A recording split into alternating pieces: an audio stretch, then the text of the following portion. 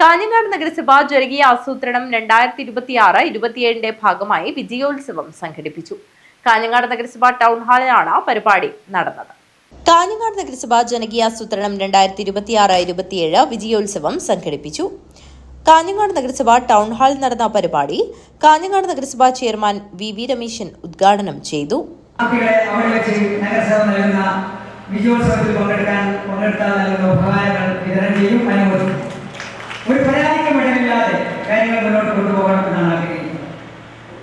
ഇവിടെ നാടിന്റെ വികസനം എന്ന് പറയുന്നത് കുറെ റോഡ് ഉണ്ടാക്കുക, കുറെ ലൈറ്റ് ഇടുക, കുറെ കുളം നിരക്കുക, കുറെ തോടുണ്ടാക്കുക, കുറെ കെട്ടിടമുണ്ടാക്കുക എന്നത് മാത്രമല്ല നാടിന്റെ വികസനം.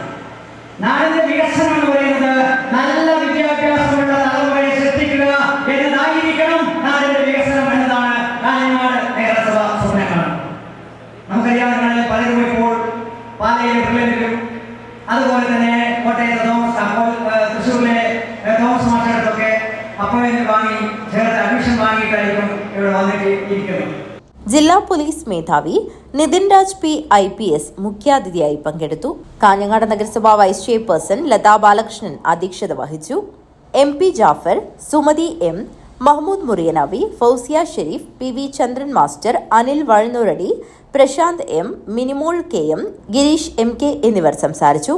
M സേതു സ്വാഗതവും ഡോക്ടർ AV സുരേഷ് ബാബു നന്ദിയും പറഞ്ഞു. News bureau, Kanhangad.